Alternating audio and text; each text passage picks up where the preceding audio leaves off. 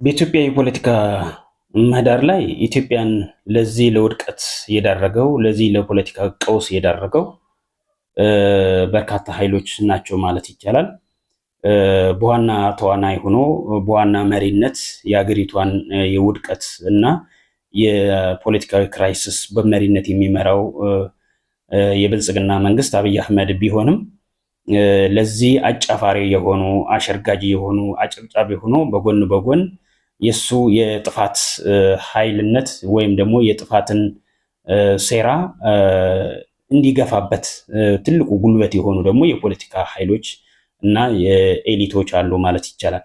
ስለዚህ መጥቀስ የምንችለው እንግዲህ የብልጽግና መንግስት የጥፋት ኃይል መሆኑን ማንም ኢትዮጵያዊ የሚያምነው ነው። ነገር ግን ብልጽግና ከዚህ ከእኩይ ተግባር ከአፍራሽ ኃይልና አገርን ከመበጥበጥ ከግጭት ጠማቂነት አሳሰብ እንዲወጣ ወደ ሀገራዊ የፖለቲካ መድረክ መጥቶ ሀገራዊ አንድነትን የሚያስቀጥልበት የፖለቲካ ምህዳሩን አስፍቶ የሁሉም የፖለቲካ ኃይሎችን በአንድ የፖለቲካ ውይይት መድረክ አሰባስቦ የሀገር አንድነትን እንዲወያይ የሚያስገድዱ ተጽዕኖዎችን እንዳይደረግ ከፍተኛ የሆነ አጫፋሪ ሆኖ አሸርጋጅ ሆኖ የጥፋት ኃይልነቱን እንዲገፋበትና እልም ብሎ በጥላቻ እንዲሰክር ያደረጉ ኃይሎች አሉ። ከዚህ መካከል እንግዲህ ኢትዮጵያኒዝም የሚባሉ ወይም ኢትዮጵያኒስት ነን ብሎ ራሳቸውን እንደ የአንድነት ኃይል አድርጎ የሚያስቡ ግን ኋላ ቀርና አገር አፍራሽ የሆኑ አስተሳሰብ የሚያራምዱ የፖለቲካ ኃይሎች የትየለሌ ናቸው። እነዚህን ለምሳሌ መጥቀስ ይቻላል። አንደኛ እነዚህ ኃይሎች እነማን ናቸው መሆናቸው አፍራሽ የኢትዮጵያ አንድነትን የሚያፈርሱ አገርን የሚበጠብጡና የኢትዮጵያን ሕልውና ወደ አደጋ የከተቱ ኃይሎች እነዚህ ናቸው ከሚል አሳሰውን ብገልጽ በዛ ልክ እነማን መሆናቸውን አድሬስ ማድረግ ወይም እነሱን መለየት። ለምሳሌ አንደኛ የኢትዮጵያን ብሔር ብሔረሰብ መብት የማይቀበሉ ናቸው። ራሳቸው የተወሰነ አንድ ብሔር ተወካይ አድርገው ወይ ደግሞ አንድ ክልል ወይ የሆነ አካል ተወካይ አድርገው ይሰብካሉ። በተቃራኒው ደግሞ የሌላውን ብሔር ደግሞ ከናካቴው መኖሩንም ይክዳሉ። አለሁ ብሎ ከታገለም ደግሞ የጥፋት ኃይል ነው ብሎ ወይም ደግሞ ጽንፈኛ ብሎ ይፈርጃሉ። አገር አፍራሽ አንድነት አፍራሽ ብሎ ይፈርጃሉ።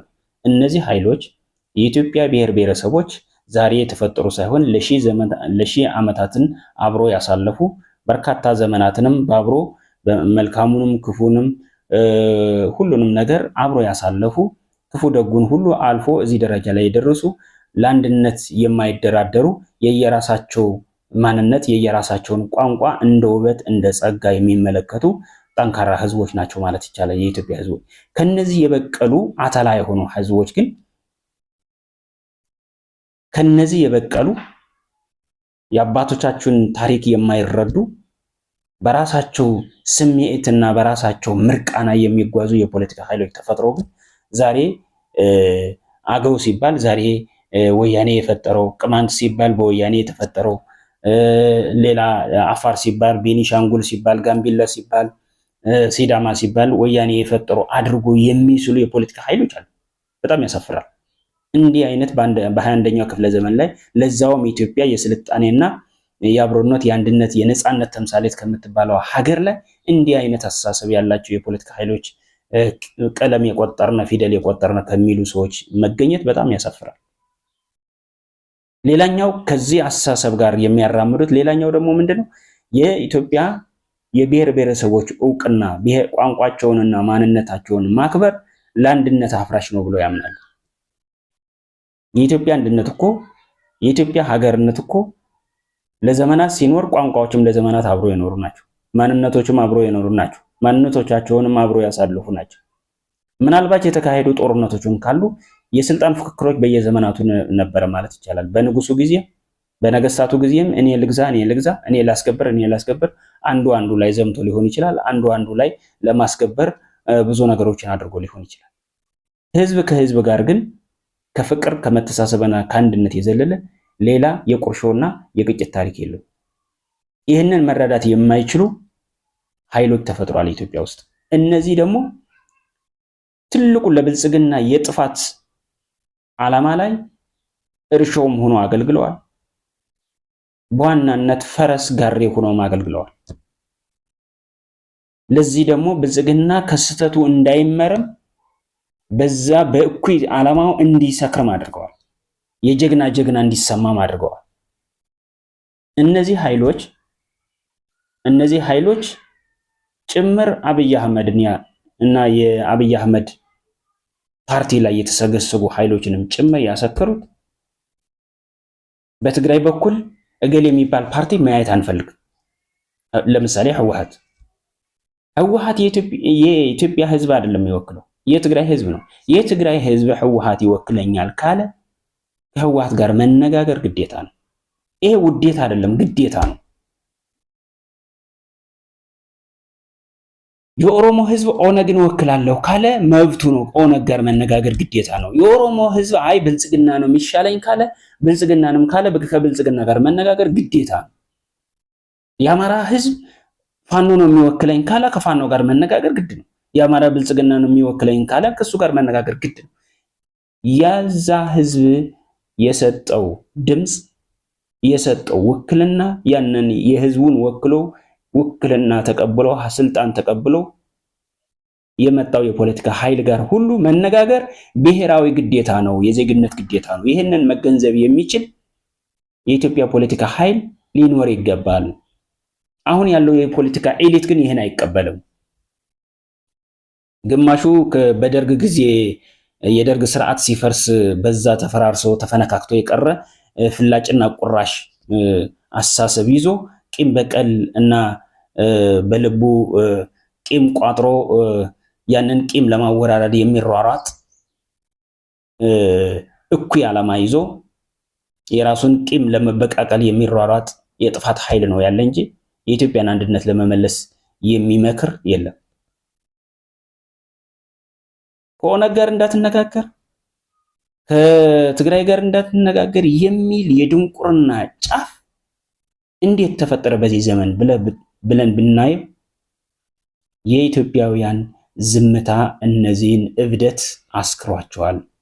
እነዚህ የልብ ልብ እንዲሰማቸው አድርገዋል። ጤናማው የኢትዮጵያ ማህበረሰብ፣ ጤናማው የፖለቲካ ኃይል ዝም ማለቱ፣ ፈርቶ አንገቱን ደፍቶ ዝም ማለቱ ለነዚህ እኩይ ዓላማ ይዞ ያበዱ የጥፋት ኃይሎችን የልብ ልብ እንዲሰማቸውና በጥፋታቸውም እንዲያውም የጀግና ጀግና ታሪክ እና ዶክመንተሪ ፊልም አዘጋጀን ብሎ ጭራሽ ህዝብ ላይ እስከሚሳለቁ ድረስ የደረሰው የኢትዮጵያውያን ዝምታና የነዚህን የትግል ችልተኝነት ነው። በአንድነት መታገል ያስፈልጋል ነው እያልን ያለን። መቼም ላገው ህዝብ ሊወክል የሚችለው ፓርቲ ወይም ደግሞ ሊወክል የሚችለው የፖለቲካን ኃይል መምረጥ የሚችለው ያገው ህዝብ ነው። የትግራይን ፖለቲካ ሊወክል የሚችለው የትግራይ ህዝብ ነው እንጂ የሚመርጠው የትግራይ ህዝብ ነው እንጂ የሚያስተዳድረው የሚበጀውን የሚመርጠው የአማራ ፖለቲካ፣ የአገው ፖለቲካ ወይ የኦሮሞ ፖለቲካ ስለ ትግራይ ያገባው። የአማራ ፖለቲካ ላይ ያለን የአማራ ህዝብ ነው ሊወክለው የሚችለው። ስለ አማራ ፖለቲካ ማን ይምራው ማን አያምራው፣ የኦሮሞ ፖለቲካን፣ የአፋር ፖለቲካ፣ የአገው ፖለቲካ፣ የትግራይ ፖለቲካ ብሎ አይመለከተውም። ስለዚህ ማሰብ ያለብን ትግራይ በተጋሩ የተወከለን ኃይል መቀበል ግዴታ ነው። ከዚህ ጋር መነጋገር ግዴታ ነው። ውዴታ አይደለም፣ ምርጫ አይደለም፣ ግዴታ ነው እያልኩ ያለሁት። የአማራ ህዝብ ጋር ከወከለው ጋር መነጋገር ግዴታ ነው፣ ውዴታ አይደለም። ከኦሮሞ ኃይል ጋር ከወከለው ጋር መነጋገር ግዴታ ነው፣ ውዴታ አይደለም። ከአፋር ኃይል ጋር ሊወክለው የሚችለው ኃይል ጋር መነጋገር ግዴታ ነው። ህዝብ እስከወከለ ድረስ አስተሳሰቡና አይዲዮሎጂውና የፖለቲካ አቋሙ እንኳን ቢጥምህም ባይጥምህም የዛን ህዝብ ድምፅ አክብረህ የዛን ህዝብ ውክልና ተቀብለህ መነጋገርና ቀጣይ ለጋራ አብሮነት፣ ለጋራ ህልውና፣ ሀገራዊ አንድነት ላይ አብረን እንዴት እንቀጥል የሚለውን ለመምከር ይሄ በየብሔሩ ሊወክል የሚችለው የፖለቲካ ኃይል ጋር ቁጭ ብሎ በጠረጴዛ ዙሪያ መነጋገር ግዴታ ነው። ይህን ማድረግ ካልቻል አገር እንደ አገር አትቀጥልም ነው። ይህ ብቻ አይደለም። በቃ አንቀጽ 39 አለ። ከፈለገች ትግራይ ትገንጠል። ትግራይ ስትገነጠል ኢትዮጵያ አትቀጥልም። 4 ነጥብ። እስካሁን ድረስ ተጋሩ እንገነጠላለን የሚል የትግራይ የፖለቲካ ኃይል በአደባባይ የለም፣ በፕሮግራምም የለም። ህጋዊ ጥያቄ አድርጎ አጽድቆ ሀገር ለመሆን ብሎ የተንቀሳቀሰ ኃይል እስካሁን የለም። ይህንን የሚፈጥሩት ግን ኢትዮጵያኒስትነት ብሎ የሚያምኑ ራሳቸው ግን ራሳቸው ኢትዮጵያን ለማፍረስ ጉድጓድ ሲቆፍሩ የሚውሉ የጥፋት ኃይሎች አፍራሽ ከድሮ ስርዓት ፍርሽራሽና የዛ አስተሳሰብ ተሸካሚዎች ናቸው። እንደዚህ የሚሉት ትግራይ ስትገነጠል ኢትዮጵያ ኢትዮጵያ ሆና አትቀጥልም። ይህን መራር እውነት ማወቅ ያስፈልጋል። ትግራይ ስትገነጠል ዝም ብሎ ትግራይ አሁን እንደ የብልጽግና የማህበራዊ ሚዲያ ምንሻ ይሄ ሚኒስትሪ ሚዲያ ላይ የሚያራግበው ኮልኮሌ የሚያወራውን የሚቀበል የኢትዮጵያ የፖለቲካ ኃይል ይኖራል ብዬ አላምንም። ምክንያቱም ብዙ ምሁራን አሉ፣ ብዙ ተንታኞች አሉ፣ ብዙ በሳሎች አሉ። አንድ ሰው ማር እያደለ የነበረውን ሰው ማር በእጅህ የያዝከውን ይዘህ ውጣልኝ ብትለው ነው የሚሻለው ወይስ ማሩን ባለበት አብረ ፍትሃዊ ክፍፍል አድርገን በፍትሃዊነት እንጠቀም ብትል ነው የሚሻለው? ማር ያለበት ጋን ላይ እጁን ከከተተ የጨበጥከውን ይዘህ ብጣ ብትለው የጨበጠው ብቻ ሳይሆን በዚህም ማዕት ማር ነው ይዞ የሚወጣው። በእጁ የጨበጠው ብቻ አይደለም ማር ይዞት የሚሄደው፣ ያልተጨበጠው በእጁ ጭብጥ ውስጥ ያልገባ በጎን እዚህ እጅ ላይ በሙሉ የነበረውን በሙሉ ማር ስንት ማር ይዞ ይሄዳል? 2-3 ኪሎ ማር ከጭብጡ ውጪ ይዞ መሄድ ይችላል። ይሄ ማለት ምን ማለት ነው? ኢትዮጵያ ውስጥ አንድ ክልል ሲገነጠል ዝም ብሎ ብቻውን ብቻ ያለችው አስተዳደር ወይ ደግሞ ያለች ከዚህ ብቻ ነው ከዚህ ምላሽ ነው ያንተ ሂድ በቃ ብለህ የምትሰጠው አይነት አይደለም። እንደዛ የሚባል የለም። እዛ ክልል ውስጥ ያለው ብቻ ሳይሆን ከክልሉ ውጭም ሊነካካ እንደሚችል ማቆሚያ የሌለው እንደሆነ እንድታውቁ ይገባል። በውል ተነጋግረ አገር ለመሆንም በብሔራዊ አንድነት ለመቀጠልም ላለመቀጠልም አብረስ ካልመከርክ ድረስ በጉልበት ገፋፍተህ ልከህ ከዚህ ምላሽ ድንበር ነው ከዚህ ምላሽ አትሄድም ማለት አትችልም፣ አይቻልም። እንደዛ የሚቻል ቢሆን ኖሮማ ከኤርትራ ጋር የነበረው ድንበር እስካሁን ድረስ አያወዛገብም ነበር። ስለዚህ የኢትዮጵያ አንድነት እንዲቀጥል ከተፈለገ ሁሉም ኢትዮጵያውያን እያንዳንዳችን መከራውን በጋራ ችግሩንም በጋራ መጋፈጥ ያስፈልጋል። ጥብቅና መቆም ያስፈልጋል። አንዱ ብሔር ለአንዱ ብሔር፣ አንዱ ጎሳ ለአንዱ ጎሳ ማሳደድና ስም ማጥፋት ማቆም መቻል አለበት። ታርጌትሊ ለኢትዮጵያዊነት እንድንኖር ከሆነ ትግራዋይ በትግራዋይነቱ ተደራጅቶ በትግራይ ፖለቲካ ላይ እጅ አግብቼ ካላቦካሁ የሚል እብሪት ውስጥ ያለ ኃይል አገር ሊያፈርስ ካልሆነ በስተቀር ሊሳካ አይችልም። ከአማራ ፖለቲካ ላይ ገብቼ ካላቦካሁ፣ የአገው ፖለቲካን እኔ ካላቦካሁ፣ የትግራይ ፖለቲካን እኔ ካላቦካሁ፣ የኦሮሞ ፖለቲካን እኔ ካላቦካሁ ብሎ ነገር የለም። ይሄ አፍራሽ አስተሳሰብ ነው፣ የፋሽስቶች ነው፣ ፋሽዝም። ይህንን አስተሳሰብ ነው መወጋት ያለብን። ይህን አስተሳሰብ ነው ታግለን ማስተካከል ማረም ያለብን። ይህንን ካላረምነ አገር ሆነን ልንቀጥል አንችልም። የኢትዮጵያ የፖለቲካ ኃይሎች መረዳት ያለባቸው በዚህ ልክ ነው። ሌላኛው ሰሜን ኢትዮጵያ ምናምን ሰሜኖች መጡ ምናምን እያለ የኦሮሞ የፖለቲካ ኤሊቶች እያራገቡት ነው። ሚኒስትሪ ሚዲያው፣ ማህበራዊ ሚዲያው በቃ አሁን የተረኛ ኦሮሞ ነው። የኦሮሞ ስልጣን እንግዲህ 50 ዓመት 100 ዓመት ኦሮሞ ነው መግዛት ያለበት። ስለዚህ በቃ ኦሮሞ ለመግዛት ደግሞ አማራን ይዞ በቃ አማራና ኦሮሞ አንድ ከሆኑ ሌላው እዳው ገብስ ነው አይነት የፖለቲካ ወከባ አለ፣ ፉከራ አለ፣ ሽለላ አለ። ይሄን ተውት። ይሄ 50 ዓመት አይደለም 5 ዓመት አያስቀጥልም። ይህ አስተሳሰብ የትም አያደርስም። ጭምር ነገም እንዳንዛመድ የሚያደርግ የጥፋት አስተሳሰብ መሆኑን መረዳት ያስፈልጋል። ሰሜን ኢትዮጵያ ሲባል በቃ ደግሞ ሌላው ኃይል ደግሞ በቃ አማራና ትግራይ ብቻ አንድ ከሆነ ሌላው ብሔር እዳው ገብስ ነው አይነት ደግሞ አስተሳሰብ አለ። ይህም ራሱ ለሰሜን ኢትዮጵያ አይበጅም። ሰሜን ኢትዮጵያ አማራና ትግራይ ብቻ የሚመስለው ሌላው ግን አገውን፣ ቅማንትም፣ የከሚሴ ኦሮሞንም፣ አርጎባውንም እነዚህም በሙሉ አፋሩንም እነዚህ ሁሉ ከቁጥር ውጭ አድርጎ ፖለቲካ ላይም ወታደራዊ ቁመናችንም ፖለቲካዊ ቁመናችንም ተጽዕኖ መፍጠር የምንችለው በህዝብ ብዛትም እኛ ነን የሚል አይነት እብሪትም አለ። ይሄም ተገቢ አይደለም። ይሄም የጥፋት ኃይል ነው፣ የጥፋት አስተሳሰብ ነው።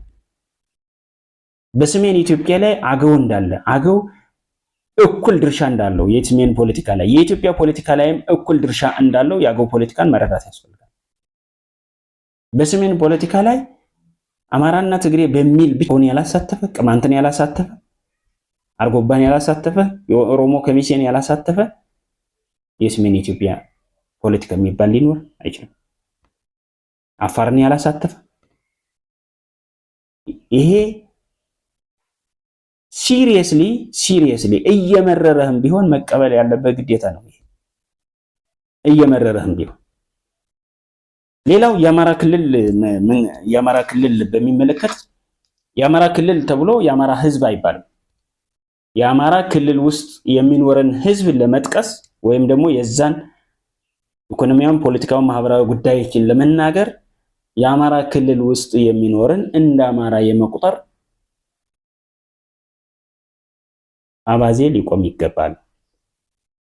በአማራ ክልል የምንኖር አማራ ያልሆነ አለን እያለ ነው። ይህንን ሁሉም ፖለቲከኛ ሊያውቅ ይገባል። አማራ ክልል የሚኖር የአማራ ክልል ህዝብ ይቻላል። የአማራ ህዝብ ካልክ ግን በአማራ ክልል ውስጥ ነጥለህ አማራውን ነው የምትጠራው ማለት ነው። የአማራ ክልል ህዝብ ማለት አገውም፣ ቅማንቱም፣ አርጎባውም፣ የኦሮሞ ከሚሴው ነው ያለው። ራሱ አማራ ስትል ግን አገውን ሳታካት፣ ቅማንትን ሳታካት፣ የከሚሴን ኦሮሞ የአርጎባን ማህበረሰብ ሳታካት ነው። እነሱን ለይተህ ነው እየጠራህ ያለው። የአገውን መስዋዕትነት፣ የአገውን ጭፍጨፋ፣ የአገውን ሞት የአማራ ህዝብ እያሉ መጥራት ወንጀል ነው። በስማችን ጥሩ ስማችን ነገደ አገው ዘብሔረ አገው ከዛጉዌ ዘር ሐረጋችን ከዛጉዌ የሚመዘዝ ነው። የነ ቅዱስ ላሊበላ ዘሮች ነን። የነ ቅዱስ የምርሃና ዘር ነን። የነ ቅዱስ ናኩቶ ለአብ ዘር ነን። የነ መርሃ ተክለ ሃይማኖት ልጆች ነን። እኛ የመርሃ ተክለ ሃይማኖት ልጆች ነን። የመራራ ልጆች ነን። እወቁ።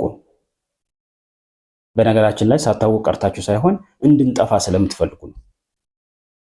እውቅና ላለመስጠት ፈልጋችሁ ነው። ኤኒዌይ ግን አገው ሲባል አገው በአማራ ክልል የሚኖር ግን አማራ ያልሆነ ነው።